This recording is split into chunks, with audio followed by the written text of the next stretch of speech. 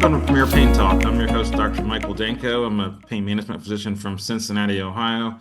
And today I have a topic that I think is not the most sexy topic, but I think it's a topic that hopefully people will find very beneficial and will help kind of shed some light on some things that you see out in practice in your community. And so I wanted to talk today about some of the changing prescribing trends as it relates to opioid therapy in interventional pain management, and then in our society as a whole. And I think this is a bit of a history lesson. So we have to kind of go back to how things started, and then work our way towards the present, because I think that will help provide a lot of context. If you are a pain physician out here, or you're in the specialty of pain medicine, this may not be the most exciting topic for you because you probably know a lot of this. But if you're a patient, if you're a family member, if you're a staff that's new to a pain clinic, if you're a provider that's new to a pain clinic and you came from a different area of medicine, then I think this could be really beneficial. So I'll kind of kick into before opioid prescribing was really prevalent. So for quite a long time, and opioids were primarily used for cancer pain. So when things like morphine first came onto the market a long time ago, it was almost exclusively for cancer pain. And then as time kind of progressed on, there was some industry movers that were starting to produce other types of opioids like oxycodone, OxyContin. If you've seen any of the movies or TV shows or books that have been out, I think you may have some knowledge of the history of it.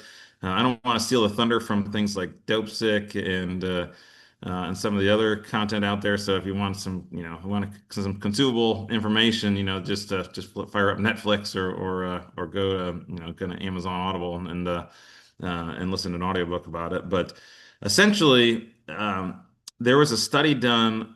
There was not even really a research study. It was an editorial in the New England Journal of Medicine.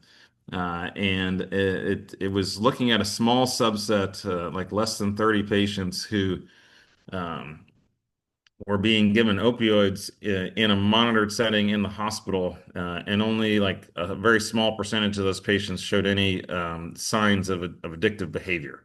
And it's been a while since I've looked at the specific numbers, but it was tiny numbers. And then these are patients where nursing staff at the hospital was giving them medication. It was not an outpatient setting where people are getting a prescription and going home and taking it on a self-administered kind of basis.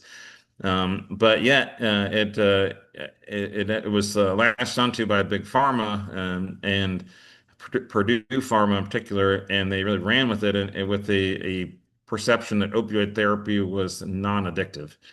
And that I think was when a lot of our a lot of the opioid prescribing habits and trends changed, because then we went from this drug that was only used in a subset of patients with pretty significant cancer pain, and then it really got open to the masses because it was quote unquote non-addictive. Um, and then as time went on, the opioid prescribing really ramped up really high. There was some that was promoted that there was no ceiling to opioid medications. So basically, if the patient had more pain, you should just give more opioid because there wasn't like a maximum dose. So if you're not in the medical specialty, you may not be aware that most of the drugs, or all the drugs we pretty much have out there, have a kind of maximum ceiling as far as efficacy and safety and risk for side effects. Like, for example, um, if you have a medicine like gabapentin, which is for nerve pain, there are different benchmarks where certain conditions they really don't show any additional benefit beyond 1,800 milligrams per day. And then for other conditions, the 3,600 milligrams a day. And then you got to worry about things like kidney function. Well, they were kind of saying opioid therapy, there was no concerns with any of that. You could just keep going up on the dose. And there was the scenarios where the hospitals who have different regulatory bodies that kind of monitor them and their performance. Were being kind of instructed that by these agencies that pain was a vital sign. So like your blood pressure, your heart rate, your oxygen saturation, that was like the sixth vital sign was your pain score. And they were being evaluated by what the patient's pain scores were during their hospital stays and during their care, and get black marks if the patients at your facility had pain scores that were too high. And so then this kind of created this scenario where it was put out there that these medications were very safe, that pain was something that needed to be addressed just like any other vital sign, and that a self-reported score um, was going to be, above a certain level was going to be a bad sign, and there was no limit for the medicines. And so you can kind of see how a series of events were kind of cascading, where it just incentivized providers to keep going up, to start these medications, and then to continue to increase these medications. So I think one of the things that when you watch some of the, like the TV shows or movies, or listen to a book, audio book, or read a book about the opioid epidemic. Uh, the the big pharma is the popular target, and I think it's what makes these shows and this content exciting. But while they definitely poured a lot of fuel onto the fire, there was kind of a cascading series of events that led to this problem. Um, what you ended up with in I don't know, about 15 years ago, 10, 12, 15 years ago, is a scenario where patients were being prescribed these medications by a wide variety of specialists and non-specialists. So primary care were heavy prescribers of medication, and there wasn't a lot of regulatory scrutiny on it, and there also wasn't a lot of monitoring of the therapy to look for warning signs and problems. And so I started. I finished my anesthesia residency in 2012, and I did my interventional pain fellowship in 2013, and then I went on to practice after that. And at that time, the it was very common. It was probably more common than not for the patient's primary care to be prescribing their pain medication. And so they would come to us at the interventional pain clinic in Cincinnati for um, procedures primarily. So they'd come for epidural injections, they'd come for spinal cord stimulators, they'd come for radiofrequency ablations, a whole range of conditions. And we would do the procedures, and then more often than not, the patient would go back to their primary care for the medication. And then if the injections weren't working, or the injections were working even better, and there wasn't any active therapy, we would say, okay, we'll go back to your primary care and come back down the road when you need us. And that was kind of the climate that it was at that time. But around that time, really, we started to start seeing a lot of the problems with opioids. We started seeing issues with patients that were going to, doing like doctor shopping, which is a scenario where you're going and you're going to multiple medical providers to try to obtain prescriptions. You had pill mills and other places that were just kind of capitalizing on the opioid issue, patients' addictions, and they would just keep giving them medication for cash pay, and would kind of almost like not almost promote or help facilitate this doctor shopping scenario, where you see these stories about people driving to Florida and other states to try to get medication. And then it's, the term pill mill, I think I think I want to kind of take a little bit of a segue into what that is. And so I think there's an unfortunate misperception that all of pain management are pill mills, and that ultimately the prescribing of pain medication in general is like a pill mill kind of scenario, and that's really really far from the truth. So, the pill mill is a quote unquote air quotes clinic, is set up to basically move through patients and give them prescriptions of medication, particularly opioids, for uh, for any reason and just to kind of move them through and to take scenario. And oftentimes it wasn't just opioids that people were getting, they were also getting anxiety medication like benzodiazepines, and they're getting addictive muscle relaxants. There was there's a scenario where they're getting things like OxyContin, Valium, and Soma, and it would be this kind of trio of mind-altering chemicals. A big kicker here is that they would do very cursory examinations, and they didn't necessarily even treat the appropriate medical conditions. I mean, patients may not even have a condition, but they show up with the right amount of money and they leave with the prescriptions they want.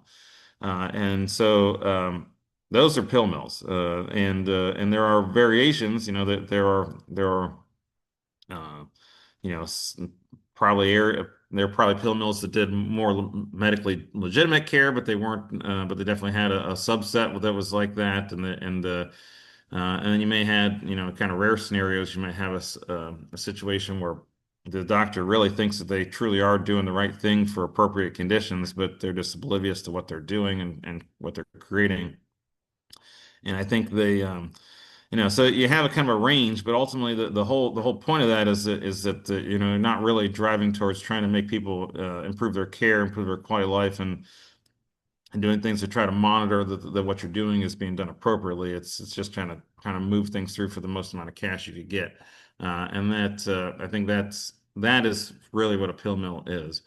And so then, kind of going back into my kind of history lesson. Um, around that time that I was finishing my training, going out in practice, is when a lot of the regulations started to come into place. And so you had this, keeping in mind, as I mentioned, you had this scenario where most of the prescribing was being done by primary care and non-pain physicians, and they were not really doing drug screen testing, counting people's medications to see how many they had for their appointments. Oftentimes, patients wouldn't even need to be seen for a visit for their appointment. They would be seen every so often, but then, in the months in between, they would stop at the front desk and pick up a prescription from the receptionist, and then go on their way, where they never even had a visit.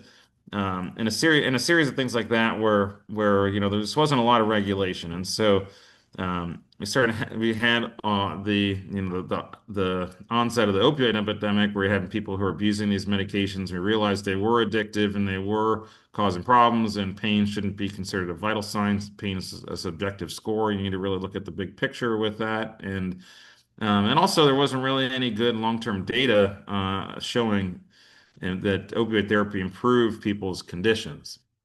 And so, as a result, a series of regulations started to get into place. I think this is where I need to kind of make a little disclaimer that um, Ohio is the state I practice in, so that's where I'm most familiar with, and that a lot of this is state regulated. There are some larger kind of governing things from the FDA and the CDC. But in large, a lot of the prescribing habits are state regulated. So things started to come into place where there was as I mentioned, doctor shopping. Things called prescription monitoring programs started to become prevalent. The Ohio was one of the early adopters of this, and I believe almost every state has this. As of a couple of years ago, I know there was like two states maybe that didn't have a prescription monitoring program. And what this is when a patient goes to fill up a prescription for a controlled substance at a pharmacy, or other similar kind of medical facilities, they're required to report to the state the prescription and the different things about it. And so it's a database where if have a prescribing relationship with a patient, or you're seeing them in a clinical setting and you're delivering care, you can appropriately check this prescription monitoring report, and you can see when they last filled certain medications. You can see what pharmacy they used. You can see what the quantity was for how many days they were expected to receive the treatment. At least in Ohio, if it's an opioid, it'll tell you this is the morphine, the equivalent dosage in morphine of that medication, something we kind of shorthand call an MME. And then that has kind of led to but to being able to really just see more where people were getting their medication from. And so, keep in mind this is a state-by-state program. In Ohio, for example, if you run a report, you can request that it checks partnering states that share the information. But it's not a federal database. You're not going to be able to see every single place the patient went to get medication. But it was a giant improvement in the way we can kind of track these prescriptions. And there are certain regulations if you are prescribing, there's certain, time points with how often the provider is required to check these reports. And I think these are important metrics to be able to help make sure that patients are getting these medications in appropriate time intervals, and they're also making sure that you know that when you see in someone, you're a little more aware of other controlled substances they may be receiving. And then there are different regulations that have started to come in on more at the legislative level as well. And I'm going to take a real short break here, and then we'll roll into some of the other regulatory changes that have started about I don't know 10 years ago or so in my area, and maybe different time points in but similar areas nearby. At Premier Pain Treatment Institute, our patients always come first. Our board-certified physicians are experts at the treatment of chronic pain caused by various medical conditions, including cancer. Our goal is not only to relieve your pain, but to restore your quality of life. With locations in Hillsborough, Loveland, Middletown, and Mount Orab, there's always a location near you. We accept nearly all insurances, including Medicaid. Call us today at 513-812-PAIN or visit us online at premierpaintreatment.com. Welcome back to Premier Pain Talk. It's Dr. Michael Danko. Some of the ways we started to regulate opioid prescribing and prescription monitoring ports were a big part of the then as we kind of move forward, again, I'm going to continue to kind of give a disclaimer that a lot of this is regional or state by state. But at least in our area, for example, House Bill 93 was a piece of legislation that came about and was active in Ohio and still is, that started to put some parameters around who can be prescribing controlled substances and different ways that these medications should be kind of appropriately be handled. And so, for example, if you are a prescriber of controlled substances in the state of Ohio, you need to have something called a terminal. Your facility where you practice, if you're in an outpatient setting, not hospital-based, but an outpatient setting, you need to have something called a terminal distributor of dangerous drugs license. And so we kind of shorthand that a TDD or TDDD license. And that license is not just for opioid medication, it's for other controlled substances. And so if more than 50% of your patients that you're actively treating are receiving a controlled substance, not just opioids, but all of them combined, or if you let's just say you're in a specialty where you only prescribe benzodiazepines, the same thing would apply to there and would not be, only to opioids. But more than 50% of your patients are on a controlled substance, you need to be you need to be practicing in a facility that has one of these licenses. You need to be, and then you can be subject to all the kind of the parameters that go with that. And so, if you keep in mind, when I said who was doing almost all the prescribing or a big chunk of the prescribing before, it was the primary care. And so, the primary care physicians who are understandably responsible for a lot of other issues like blood pressure, cholesterol, maybe a lot of diabetes management, and a lot of other conditions that have nothing to do with pain. You could see how they became really trigger shy about prescribing these medications when there was literally a law in your area saying you need to be tracking this and checking pharmacy reports and doing intermittent monitoring with drug screens and other kinds of screening activities. And so at that point in our area, at least, there was a giant shift in the prescribing habits of the medical community. And so keeping in mind, we're going from this scenario where high prescribing, no limit on the amount of medicine you could prescribe, Pain was a vital sign. Marketing material, you had drug reps coming up around all the time with all the latest and greatest medications and that were available for opioid formulations. And then the screws started getting tightened and things started getting ratcheted down. And then you had ways that these medicines were being reported to the state and being reported to the pharmacies reporting it, and so there was a lot of visibility to your prescribing habits.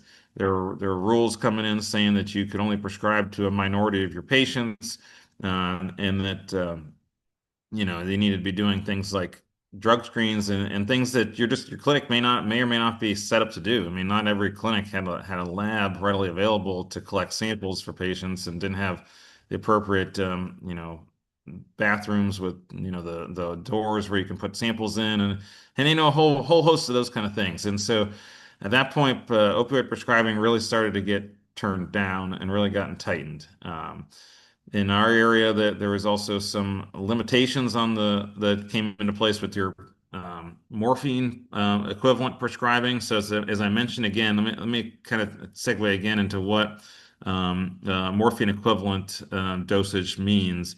And this is sometimes you'll see it as MED, sometimes you see it as MME. There's a couple different ways that we abbreviate it, but what this is, you can consider this like if you're looking at currency, this is like converting to a common number that we all, at least in our medical specialty, we understand. So each opioid medication has a morphine equivalent conversion factor. And so, for example, oxycodone has a 1.5 times conversion factor to the same dosage of morphine. So 10 milligrams of oxycodone would be equivalent to 15 milligrams of morphine.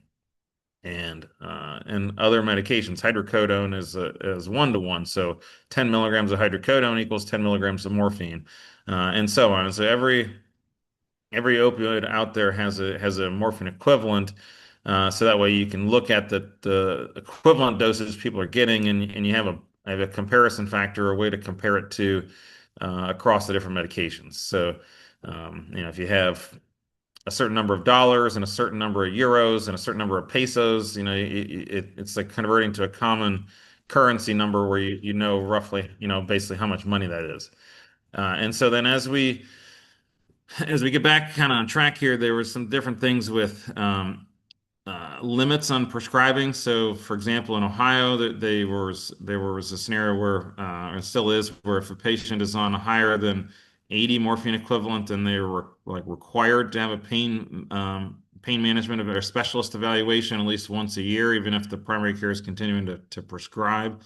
And then the CDC and Medicare were tracking prescribing habits over certain morphine equivalents, and they weren't really actively promoting that and publishing that, but if you were in the specialty and you were getting some of the letters and some of the communications you get, you start to realize that there was tracking of habits that were going on. There's tracking of number of total number of pills in a 30-day period that were being prescribed. Um, and the regulatory agencies and we're really starting to kind of look, and your state and federal agency governments and or pharmacy boards and um, everybody was starting to wonder what we were doing and starting to look at what we are doing, and ultimately no matter who started it and how the epidemic started, and how it was continuing, as the prescriber, you're ultimately responsible. And so, kind of one of those things where what rolls uphill. And so you can see why people have gotten a lot more picky about how much they would prescribe. And then in 2016, to move forward a little bit, the CDC publication that was really intended for primary care providers, but it got extrapolated to all prescribers, where basically was stating there wasn't really a reason for or wasn't safe to prescribe more than a morphine equivalent of 90 milligrams per day. And so that was intended to give direction and to help primary care providers who are not pain specialists with their prescribing. And But like a lot of things out there, that 90 morphine equivalent got latched onto by insurance companies and everybody else and started really becoming a benchmark for what was considered to be a high dose and unsafe high dose of medication. And so keeping in mind as at the early parts of my career, just to put frame some context, like I saw the occasional patient that would come to me with the morphine equivalent over 1,000 and huge numbers. Like this is where people were when there was like pain was a vital sign and where things kind of moved as time went down. So we went from people that are on mega doses of medication to that same patient, would probably would fill out like without doing a lot of math here, just doing that's like over 10 patients worth of medication just one person used to be getting. And Full disclosure, that was not how my fellowship was. That's not how we trained. I would, we had a fairly soft or about we'll call it an unofficial morphine equivalent max of around 120. And that was more just like this combination of medication, and once we got above it, seemed to be too high. And so I never really came from a training background where we were prescribing really high doses of medication. As I mentioned, we were more of a procedural based training program, and a lot of the medication management was done elsewhere. But ultimately, you could see that regulations things really got tightened down.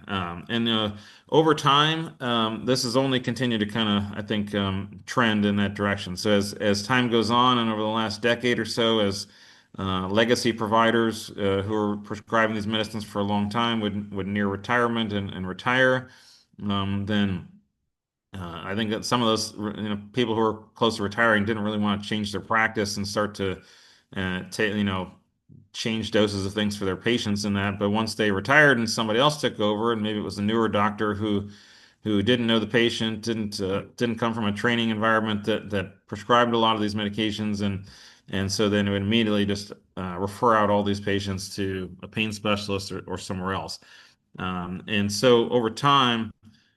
You've also seen that other, at least in our area, the pharmacy board would be looking at non-pain providers and seeing what they are doing. And I'm sorry if you hear an occasional clicking.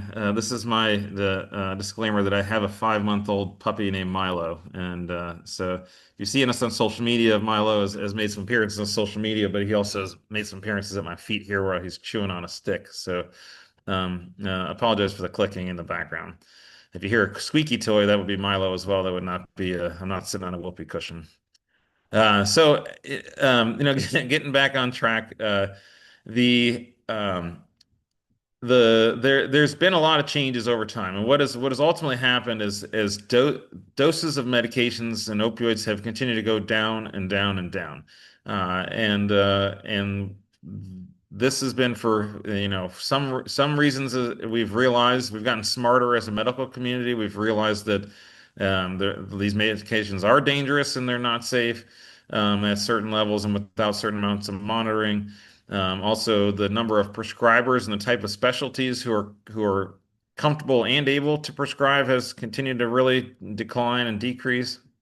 Um, and what's ultimately happened here is this has created a scenario. This has kind of created two different scenarios that have also become really hot button topics. So scenario one is illegal drug use, and so heroin use. I think the most spotlighted one lately, fentanyl abuse, and these are scenarios that were created because as patients were people were on higher doses of medication, and these medicines were getting decreased. They were already at a set point with their bodies, and their bodies were dependent on these medications. And so when we lost access to these medications, a lot of times people would kind of forced down a route where they would try to obtain these medications through non-medicinal sources. We call it illegal sources. And then it's you can see why some of this is a scenario where illegal drug use like heroin and prescription pill abuse.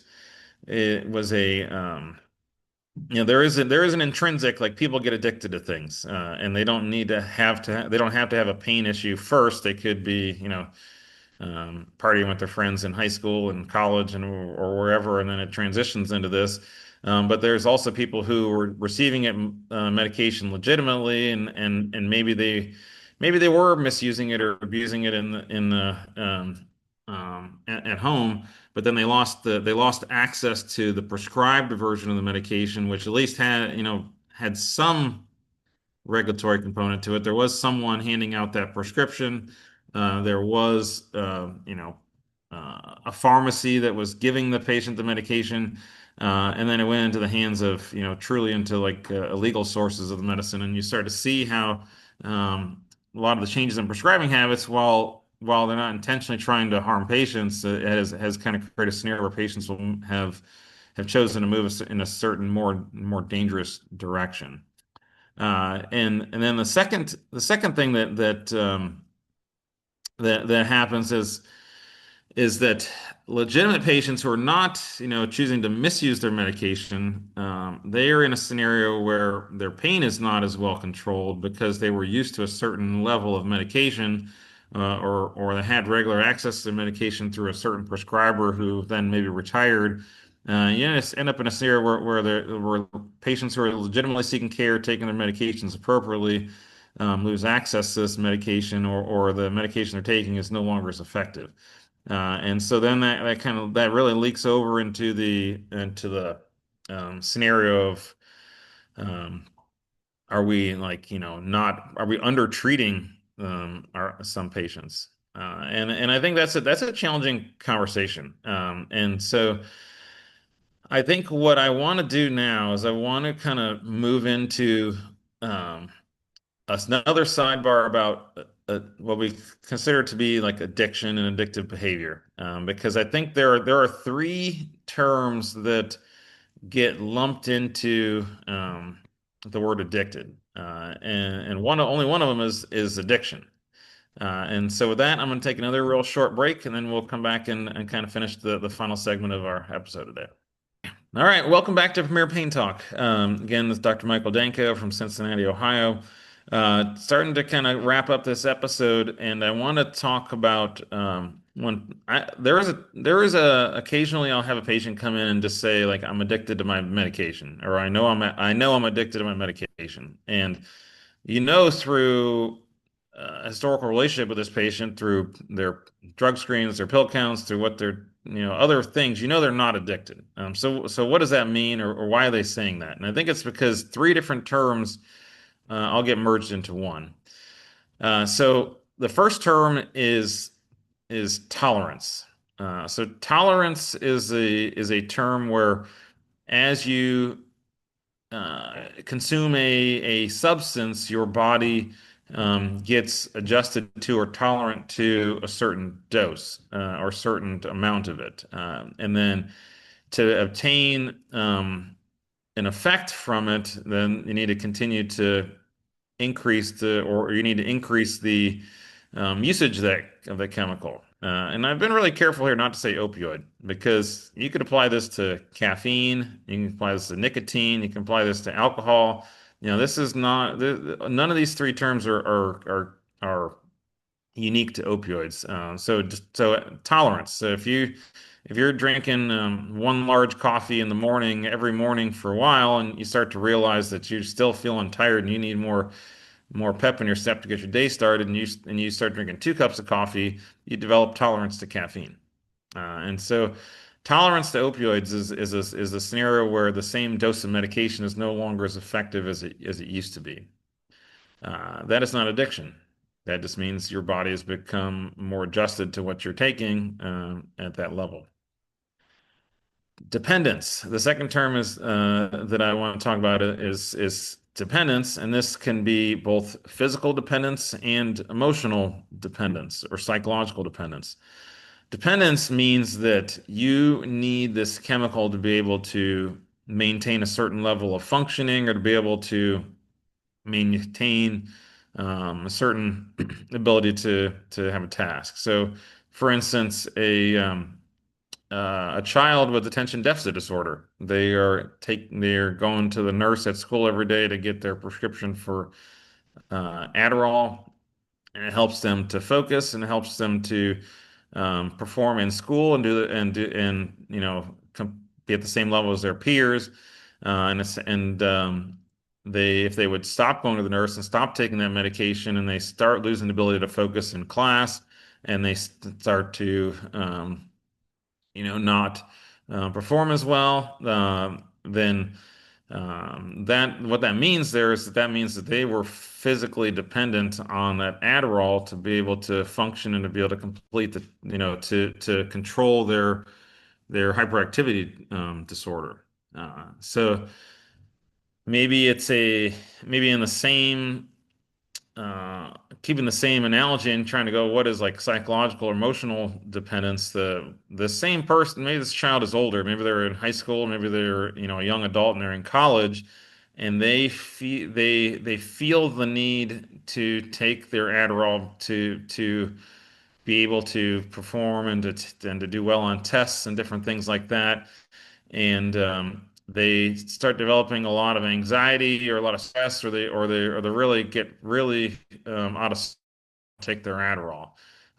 This is different than the younger child going to the school nurse. This is the person who has kind of control over their actions, and they don't have access to something they've been doing, and they really start to spiral as a result. I mean, that's mentally, emotionally, psychologically, they're needing that chemical, and they're dependent on it in that way.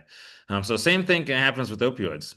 So if a patient is coming to me for medication management, and they are receiving a certain amount of medication, and it's allowing them to perform their daily tasks at home, to take care of their children, to maintain their employment, to be able to go mow the grass, to accomplish a whole host of other functional metrics.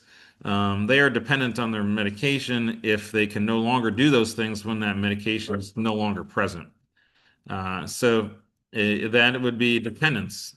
So the third branch of this is what we kind of lump everything into, and that's the word addiction. So addiction is not tolerance, it's not dependence. Addiction is a situation where either one of those scenarios kind of ends up in a situation where people lose control, and they start to do things, and kind of things that are either causing harm to them or others, or it's really derailing the course of their life. And so this is a scenario where people are going for they're taking a substance to achieve a certain feeling, a certain response, a certain high, and they choose to continue to pursue that substance, that chemical, despite obvious damage to their life. And this could be a couple different ways. This could be damage to their health. This could be damage to their financial well-being, where they are, taking their paycheck and going to use it on something rather than, putting food on the table for their family. This could be a scenario where they're driving a motor vehicle when they're intoxicated and causing, damage, or causing an accident that injures them or some others. It's getting arrested and other things. So it's basically seeking out a substance, and then continue to use it and abuse it, despite obvious issues. And so when a patient is taking and they're functioning, and they're doing well, comes in and tell them they're addicted. Um, the first thing, I don't just dismiss it. So I try to see, is there something I'm missing? Are they really addicted and they've just hit it really well from me? Or is this a scenario where they need to understand, okay, I think it's important for you to understand that in this situation, like, while these terms can kind of get confused, I would say that you're in a scenario where it looks like you're physically dependent on your medication. You're gainfully employed. You're having no issues. Your financial situation is good. You're not causing harm to yourself or others. You're physically dependent. You need these medications to be able to function and do what you want to do, but you're not, abusing and misusing them. And I think it's an important distinction for people to understand, because there's a lot of stigma around certain medications like opioids. Uh, and so, as we wrap this episode, and I think this is I get a little bit of a trip down memory lane for me, and a little bit before my time with how it all started. But what I wanted people to kind of take from this is when they go to see their medical provider and they're starting to see either changes in the way that when you switch providers, or if you are wondering why you go to a pain management clinic or somewhere else and they're asking you to do a toxicology screen, or when they're asking you to bring your medication to see how much you have, or if the pharmacy is telling you have to come back tomorrow to pick up your prescription, you can't pick it up today, or your insurance company is pushing back on and requiring a prior authorization or something to fill the medications. They're trying to verify that certain prescribing situations are appropriate. That you go to certain providers and they do procedures, but they don't do any medication management. Or when you go to primary care and they don't do any controlled substance management, or they don't do any opioid management, and they want to refer you to a pain management specialist or pain medicine specialist. Some of the different things that you're going to encounter out of there. Some of that is regulatory driven, but a big portion of that is that the cascading events, whether it was starting to realize the starting to realize that the potential harm that these medications can do, understanding the need for appropriate surveillance of the medications, understanding that there's regulatory pressures and some insurance regulations and other things. It's a combination of factors that have just resulted in opioid prescribing being a lot higher, more highly regulated than it used to be, and we're all trying to do to appropriately administer it safely to our patients. Because I think, you know, one thing that is obvious to me in my career is that these medications do help people, and they help the right people in the right scenarios to be able to function and do their things that they want to do, and I think they help at appropriate and safe levels. And so, how do we, as medical providers, one of the challenges here is how do we make sure these medications are being administered safely, and make sure that it's helping people to do the things they want to do and help them function, but also not unnecessarily prescribe these medications, and also appropriately stop these medications when adverse situations arise. So, with that, I'm going to wrap up today's episode. I appreciate you listening to Premier Pain Talk. I'm Dr. Michael Danko. I'm board certified in anesthesiology and pain medicine from Cincinnati, Ohio. I work at Premier Pain Treatment Institute. We have 4 locations throughout the northern and eastern portions of Cincinnati, with Loveland, Mount Orb, Hillsborough, and Middletown. If you want to find more information about our practice, you can check out our social media pages. You can also go to www.premierpaintreatment.com. Premier, PREMIERPAINTREATMENT, .com. And with that, wrap today's episode, and enjoy the rest of your summer, what little we got left.